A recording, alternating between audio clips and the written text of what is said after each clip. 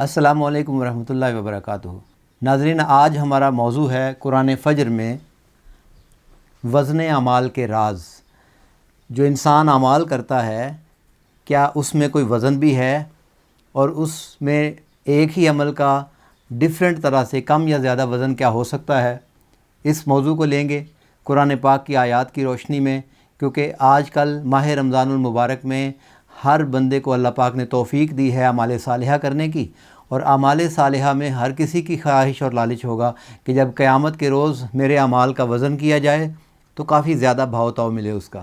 تو آئیے اسی بھاؤ تاؤ کو بہتر کرنے کے لیے ہم قرآن حکیم سے یہ راز جانتے ہیں کہ اعمال کے اندر جو وزن ہے اس کو بڑھانے اور کم کرنے کا راز کیا ہے۔ جس طرح آپ جانتے ہیں کہ جو وزن ہے الوزن، اس کو ماپنے کے لیے دنیا میں بہت ساری چیزیں موجود ہیں۔ آپ کے سامنے اسکرین پر موجود ہے، ہر چیز یا تولی جاتی ہے یا ماپی جاتی ہے یا گنی جاتی ہے، مگر ہر چیز کے لیے صرف ترازو نہیں ہوتا۔ اس لیے آپ یہ سمجھ رہے ہوں گے کہ اگر قیامت کے دن اللہ پاک ترازو رکھے گا تو ترازو بہت ساری چیزوں کو کیسے ماپ لے گا؟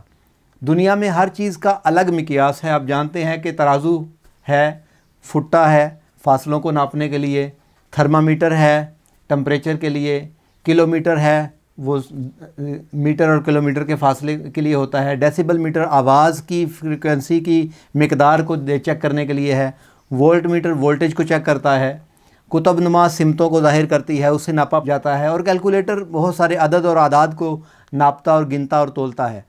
تو کیا آخرت میں اللہ تبارک تعالیٰ کے پاس یہ ساری ٹیکنالوجی ہوگی، فرشتوں کے پاس یہ ساری ٹیکنالوجی ہوگی؟ وہ جو ترازو لگایا جائے گا قیامت کے دن، وہ ان ساری چیزوں کو ناپے گا کیا؟ ایسا نہیں ہے، بلکہ دنیا کے یہ جتنے بھی مقیاس اور پیمانے ہیں ناپنے کے، اس کا ایسا ہے کہ اللہ پاک کے نزدیک آخرت میں بھاری وہی ہوگا، وزن اسی کا ہوگا جو اللہ کے نزدیک وزنی ہوگا۔ اور اللہ کے نزدیک وزنی کیا چیز ہوگی؟ ایک مختصر سے شعر میں اس چیز کو دیکھ لیجئے: زندگی بدلے تو کلام بھاری۔ اگر کسی کلام نے آپ کی زندگی بدل دی، جس طرح قرآن حکیم کی ہدایت سے ہماری زندگی بدل جاتی ہے، تو قرآن کریم کی ہدایت سے زندگیاں بدل گئیں، تو زندگی بدلے تو کلام بھاری، دل جھکے تو ایمان بھاری۔ اگر دل میں کیفیات پیدا ہو گئیں تو پھر ایمان بھی بڑا وزنی ہوگا۔ قبولیت ملے تو عمل بھاری، اور نیت خالص ہو تو میزان بھاری۔ یہ فلسفہ ہے الوزن یومئذ الحق۔ اعوذ باللہ من الشیطان الرجیم۔ اللہ پاک فرماتا ہے کہ اس دن اعمال کا تولا جانا حق ہے۔ فمن ثقلت موازینہ، پس جس کے اعمال وزنی ہوں گے، فاولئک هم المفلحون، وہی لوگ کامیاب ہوں گے۔ تو گویا یہ تول اللہ تبارک و تعالیٰ کے جاننے کے لیے نہیں ہوگا۔ قیامت کے دن جو اعمال کا وزن کیا جائے گا وہ اللہ کے علم کے لیے اور معلومات کے لیے نہیں ہوگا، بلکہ اہل محشر کے سامنے اس چیز کو عیاں کرنا ہوگا کہ یہ جو تم اعمال لے کر آئے ہو آج میری بارگاہ میں، اس میں بھی کسی عمل کا وزن زیادہ ہے اور کسی کا کم ہے۔ اسی چیز کو آگے فرمایا وَمَنْ خَفَّتْ مَوَازِينُهُ، اور ہاں جس کے اوزان ہلکے ہوں گے، فَأُولَٰئِكَ الَّذِينَ خَسِرُوا أَنفُسَهُمْ، تو یہ وہ لوگ ہوں گے جنہوں نے اپنی جانوں کو نقصان پہنچایا، بِمَا كَانُوا بِآيَاتِنَا يَظْلِمُونَ، اس وجہ سے کہ وہ ہماری آیتوں کے ساتھ ظلم کیا کرتے تھے۔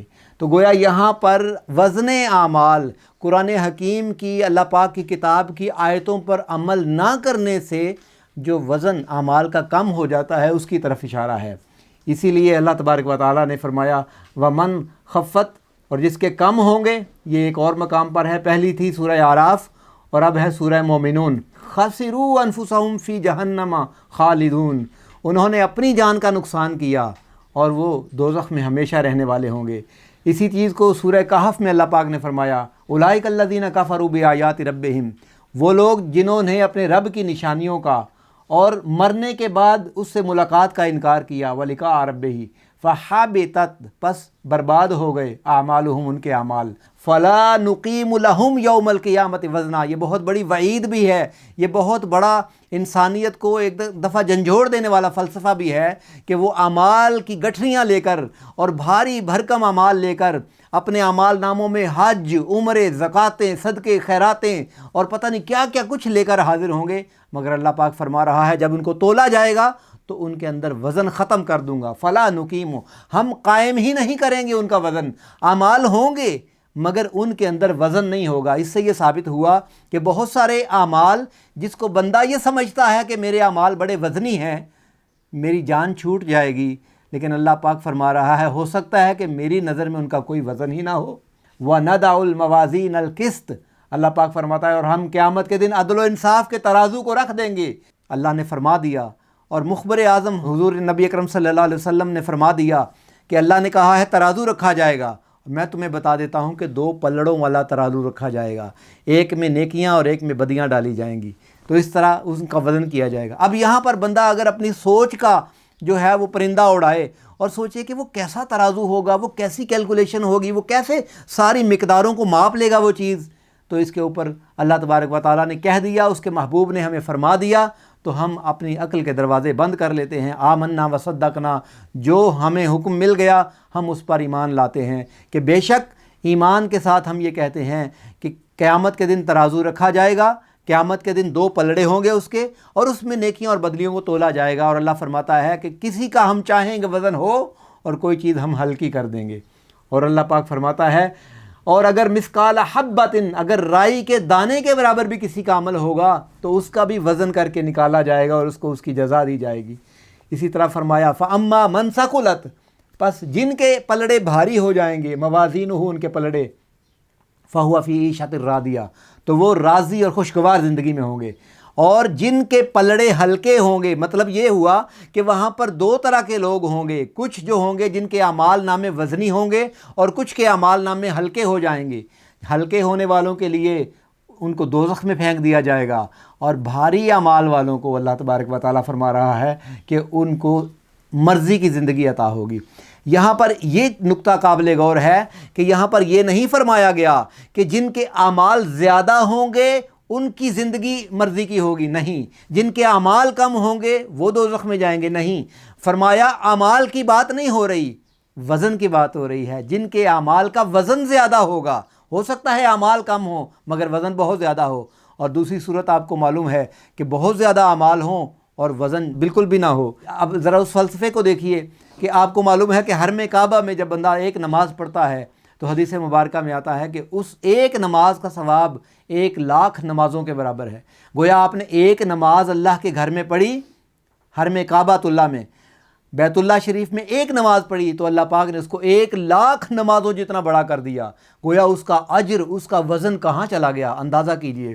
اور فرمایا جس نے میری مسجد نبوی میں نماز پڑھی اس کو 50,000 نمازوں جتنا ثواب مل گیا، اور ایک روایت میں ہے کہ 1,000 نماز جتنا ثواب ملا۔ اور جس نے مسجد اقصیٰ میں نماز ادا کی، ایک نماز کا ثواب 500 نمازوں کے برابر مل گیا۔ یہ ایک ہی نماز، ایک ہی طرح کے 2 رکعت کی نماز 3 مختلف جگہوں پہ پڑھنے سے ثواب میں فرق کیوں آ رہا ہے؟ یعنی اس کی مقدار جو اس کو اجر دیا جا رہا ہے، ڈیفینیٹلی ایک نماز کا وزن جو بنے گا 1,00,000 نمازوں کا وزن اور ہوگا، 500 اور 1000 نمازوں کا وزن اور ہوگا۔ تو حاضرین ہمیں سوچنا یہ ہے کہ کس چیز نے اس کے اندر وزن پیدا کر دیا، کیوں ایک نماز 1,00,000 نماز کے برابر ہو گئی؟ اس لیے کہ وہاں پہ حضور قلب ہوتا ہے، وہاں پہ کیفیات ہوتی ہیں۔ بندہ اللہ کے گھر کو دیکھ کر اس وقت ہر طرح کے فتنے، فساد اور ہر طرح کے وسوسے سے پاک ہو جاتا ہے، اور اللہ کی بارگاہ میں اپنے دل کو حاضر کر دیتا ہے۔ یہ جو دل کو اس کی بارگاہ میں حاضر کرنا ہے، کیفیات کا مل جانا ہے اور ہر طرح کے دنیاوی خیال سے چھوٹ جانا ہے، اس ایک نماز کو 1,00,000 نمازوں کے برابر کر دیتا ہے۔ کیونکہ ایمان ہو، پھر نیت ہو، پھر اخلاص ہو، پھر بندے کا اللہ کے اوپر توکل ہو، اور قلب اللہ کی بارگاہ میں حاضر ہو، تو پھر یہ کیفیات اللہ تبارک و تعالیٰ ان کو جانتا ہے۔ دنیا کا کوئی پیمانہ ان چیزوں کو نہیں جان سکتا، مگر ان کیفیات کو، ایمان کی ان حالتوں کو اللہ تبارک و تعالیٰ بہتر جانتے ہیں کہ میں نے کس عمل کا کتنا وزن قائم کرنا ہے۔ اور اس کے بعد دیکھیے صحابہ کرام کے ایمان میں ریاکاری نہیں تھی۔ نبی اکرم صلی اللہ علیہ وسلم فرماتے ہیں، مشکات شریف کی حدیث پاک ہے، مشکات شریف وہ کتاب ہے جو صاحب مشکات نے صحاح ستہ کی جو 6 مقبول حدیث مبارکہ کی کتابیں ہیں پوری امت میں، جن کا پوری امت پہ اتفاق ہے، ان صحاح ستہ کی سلیکشن جو ہے خاص جو مشکات شریف نے کی، اس میں حدیث مبارکہ ہے۔ وہ فرماتے ہیں کہ نبی اکرم صلی اللہ علیہ وسلم نے فرمایا کہ میں نے ایک خواب دیکھا، میں نے خواب دیکھا کہ آسمان سے ایک ترازو اتارا گیا ہے جس کے 2 پلڑے ہیں۔ اس ترازو میں نے دیکھا کہ ابو بکر اور عمر کو رکھا گیا، تو ابو بکر کا پلڑا بھاری ہو گیا۔ پھر میں نے دیکھا کہ ایک پلڑے میں ابو بکر کو اور دوسرے پلڑے میں مجھے رکھا گیا، تو وہ جو پلڑا جس میں تھا وہ بھاری ہو گیا۔ اس سے مراد یہ ملتی ہے، اس سے اشارہ یہ ملتا ہے کہ ایمان کی جو حالت رسول اکرم صلی اللہ علیہ وآلہ وسلم کی تھی، جس وجہ سے ان کا دیکھیں باڈی کا وزن جو ہے وہ شاید سیدنا عمر فاروق کی باڈی کا وزن زیادہ تھا، مگر یہ وزن یہاں پر انسان کی باڈی کا نہیں، انسان کی کیفیت، اس کے ایمان، اس کی حالت، اس کے توکل، اس کے اخلاص اور اس کی نیت کا ہو رہا ہے، اس کے ایمان کا وزن ہو رہا ہے۔ حضور فرماتے ہیں میرا ایمان سب سے زیادہ تھا، پھر میں نے دیکھا ابو بکر کا ایمان پوری امت میں سب سے زیادہ تھا، پھر میں نے دیکھا کہ عمر فاروق کا ایمان پوری امت میں سب سے زیادہ تھا۔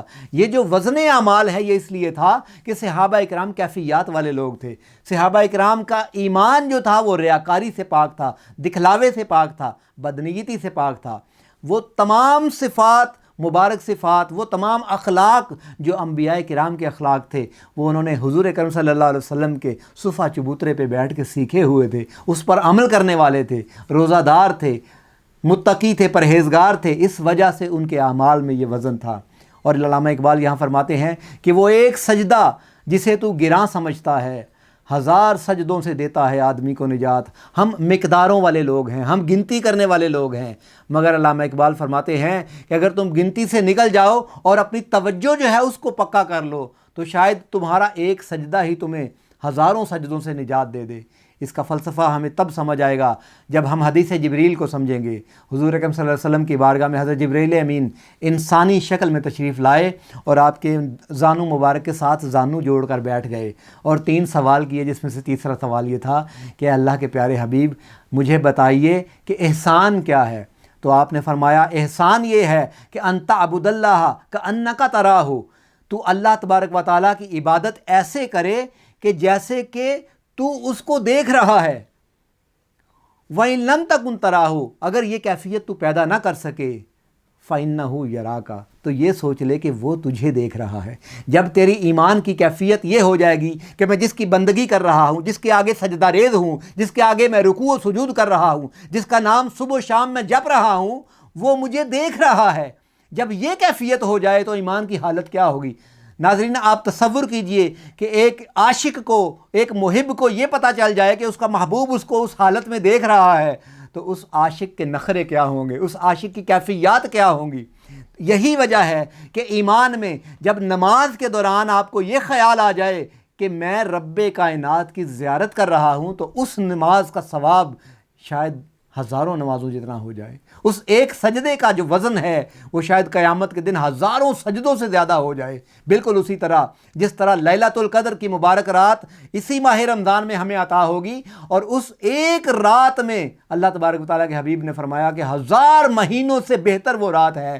گویا تم ہزاروں ماہ اللہ کی بارگاہ میں عبادت اور بندگی کرتے رہو، مگر اس رات کے ایک لمحے میں تم وہ عبادت کر لو تو ہزاروں مہینوں سے بہتر ہو جاتی ہے۔ کس لیے؟ حضور قلب کی وجہ سے، کیونکہ آپ کو معلوم ہوتا ہے کہ رب کائنات خود آسمان دنیا پر آ کر کہہ رہا ہے کہ میں آ گیا ہوں۔ آسمان کائنات پر نازل ہونے والا قرآن جو ہے اس کے مبارک نازل ہونے کی مبارک رات ہے۔ تو جب یہ کیفیت آپ کو موجود ہو، جب آپ کے سامنے رب کائنات کے جلوے ہوں، جب آپ کے سامنے گنبد خضرا کا حسین نظارہ ہو، تو پھر نمازوں کا وزن کیوں نہیں بڑھے گا، اعمال کا وزن کیوں نہیں بڑھے گا؟ چاہیے کہ ہم اپنے اعمال میں، اپنی نیکیوں میں اضافہ کرنے کے ساتھ ساتھ ان کی کوالٹی کو بھی بہتر کریں، ان کے وزن کو بھی بہتر کریں۔ اللہ تبارک تعالیٰ سے دعا ہے کہ ماہ رمضان کی ان مبارک ساعتوں میں ہمیں دل کی کیفیات عطا فرمائے، ہمیں نیت کا اخلاص عطا فرمائے، ہمیں اپنی محبت کی پیاس عطا فرمائے، اور ہمیں طلب عطا فرمائے کہ قیامت کے روز جب اعمال نامے اللہ کی بارگاہ میں پیش ہوں تو وہ ہلکے پھلکے نہ ہوں، ان میں وزن ہو۔ اللہ پاک ہماری نیتوں کو خالص کرے۔ وما علینا الا البلاغ۔